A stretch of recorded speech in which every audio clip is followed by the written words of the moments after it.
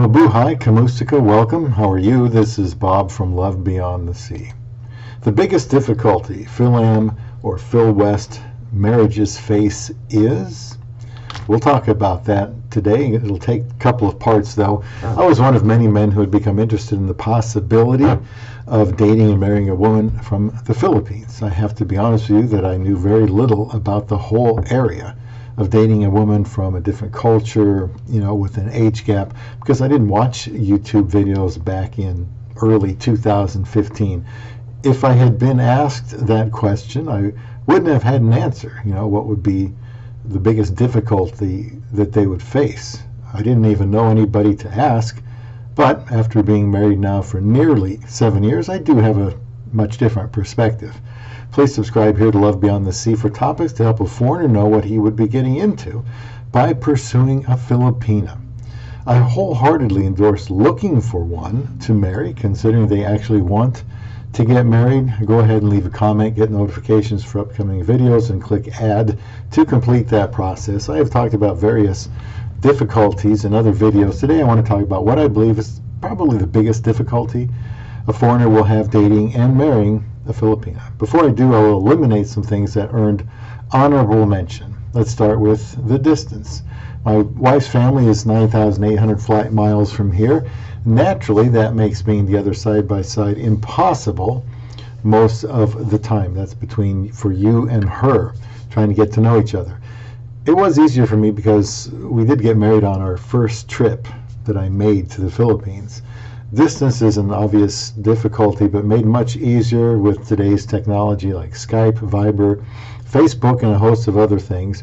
While you want to be together in person to better evaluate if she is someone you should propose to, I think you can still accomplish a lot online by the questions you ask.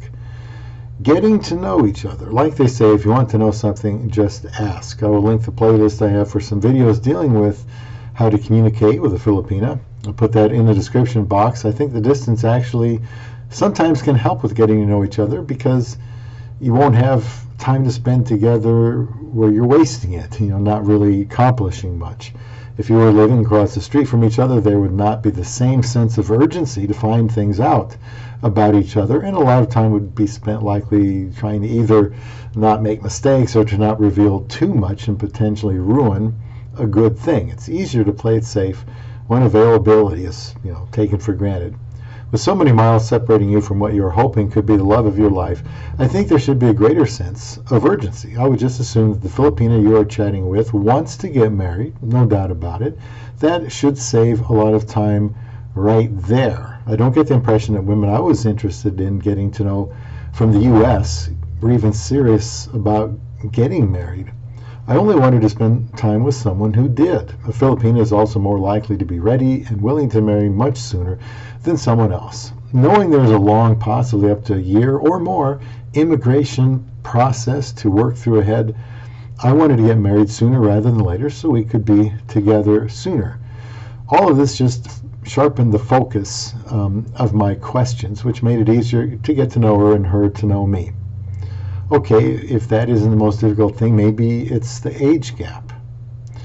Well, it would be if you were marrying someone in your country, which is almost scandalous, but with a Filipino, it's not that big a deal. The foreigner still has to know how to treat her respectfully and take, good care of her, but I have not found the age difference to be an issue with us. My wife is my best friend, too. We are a couple investing ourselves into each other. We are a family unit. The age gap per se has not been difficult to deal with. It presents generational gap, differences, life experience differences, sexual health differences, maybe perhaps maturity. But that can be managed effectively by being dedicated to be the best husband you can be all around. I know it sounds too good to be true, but from the Filipina's perspective, it won't intimidate her or bother her if she says it doesn't. And I say that because some Filipinas are not interested in an age gap, and they'll probably tell you up front, which is good. So how about social disapproval? Well, that made the honorable mention list for things that are difficult. This area could be a deal breaker for some if it is too annoying to be concerned with what other people are saying behind their back, if they question their motives or have bets on how long their relationship will last. My wife has been here since January of 2016, and I'm not aware of any disapproval. Could there be some? Sure, there could be. But by this time, any ignorance would be from those who don't know my wife and I. You don't want to avoid being out in public, and you shouldn't keep your relationship hush-hush. By marrying her for the right reasons, you won't need to feel uncomfortable with public perception. Flaunting your relationship would make it seem the relationship is shallow. And I will play list a playlist called Younger Wife in the description box that helps with the perspective to have in an age gap relationship. So I will have more in part 2 coming up of the biggest difficulty Fil-Am marriages face is coming up right here on Love Beyond the Sea.